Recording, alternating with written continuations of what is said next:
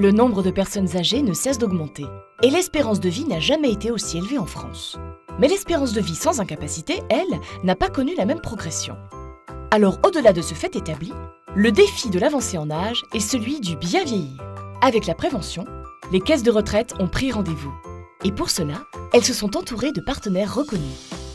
Aujourd'hui, on sait que les accidents de la vie quotidienne sont à 85% constitués de chutes chez les personnes de plus de 65 ans. Et dans 85% des cas, ces chutes ont lieu à domicile. Ces chutes, elles vont entraîner un nombre considérable d'hospitalisations. Or, ce qu'on sait aujourd'hui, c'est que les personnes âgées souhaitent massivement rester le plus longtemps chez elles, d'où l'importance de la politique de prévention de la perte d'autonomie. Le partenariat entre Santé publique France et les caisses de retraite s'est noué tout naturellement sur une vision partagée du bien vieillir, sous l'angle de la prévention et de la promotion de la santé, c'est-à-dire qu'on envisage la santé dans une approche positive, globale et dynamique, pas seulement sous l'angle de l'absence de maladie. C'est donc une approche qui met l'accent sur les déterminants de la santé. Un enjeu majeur aujourd'hui aussi est de pouvoir prendre en compte le fait que cette population est de plus en plus connectée et donc il nous faut poursuivre notre investissement sur le numérique et sur les réseaux sociaux. Et c'est ce que nous faisons actuellement avec les caisses de retraite. C'est ensemble que les caisses de retraite ont investi cette question de société. Elles diffusent largement des messages de prévention, repèrent les personnes les plus fragiles et leur proposent un accompagnement individualisé ou collectif.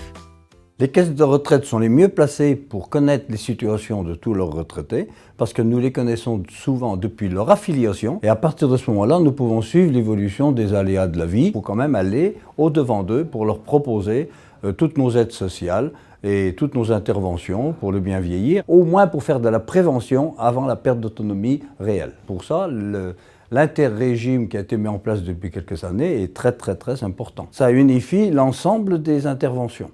On a une connaissance globale des retraités dans nos différents régimes, ce qui nous permet de pouvoir les accompagner à la fois bien sûr dans le paiement de la prestation, mais aussi dans un certain nombre d'activités et notamment sur les actions du bien vieillir. Je pense que c'est en ciblant directement les gens qui ont des besoins que nous pouvons mettre en place ces actions. Quand on s'adresse à des ressortissants différents, de milieux différents, on peut, malgré tout, coordonner des actions pour accompagner le vieillissement. C'est ça qui est important. On coordonne, en tout cas, à partir des relations que nous avons entre les différents régimes, les actions que nous devons mettre en place vis-à-vis des personnes âgées.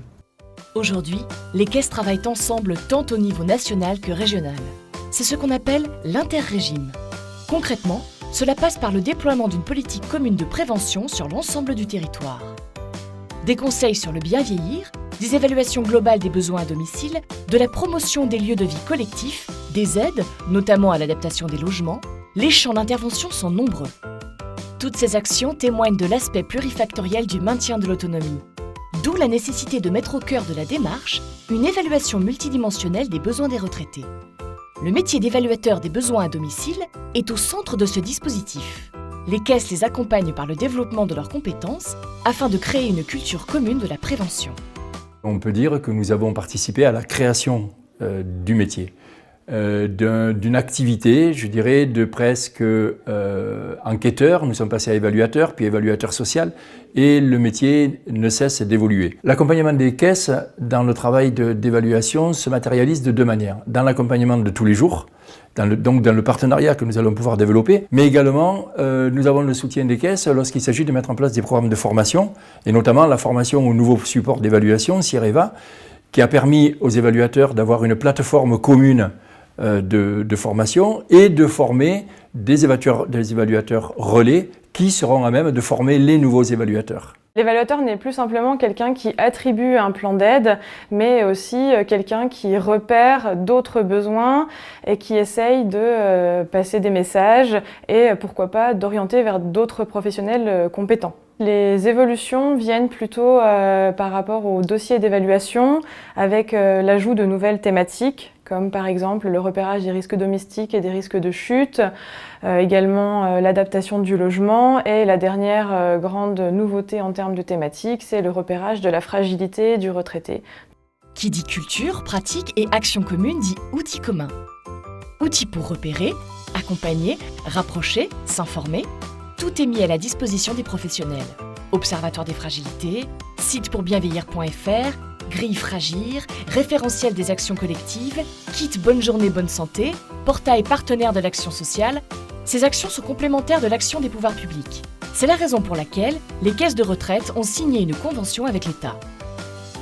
Bien vieillir, c'est-à-dire lutter contre la perte d'autonomie, est un sujet qui est de plus en plus prégnant dans notre pays. C'est une bonne chose que l'État vienne avec nous pour nous apporter son appui. Ça nous permet de mettre en lumière donc auprès de l'État nos attentes et surtout d'être présents auprès de nos retraités. Cette convention, elle permet de cranter l'action sociale des caisses de retraite dans une stratégie globale.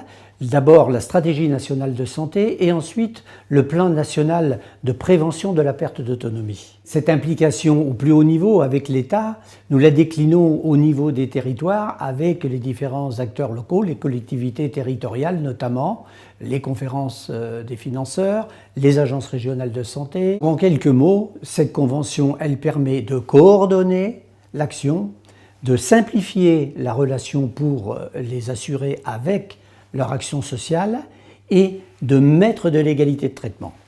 Ensemble, les caisses de retraite sont engagées aux côtés de l'État pour l'adaptation de la société au vieillissement. Elles sont au rendez-vous.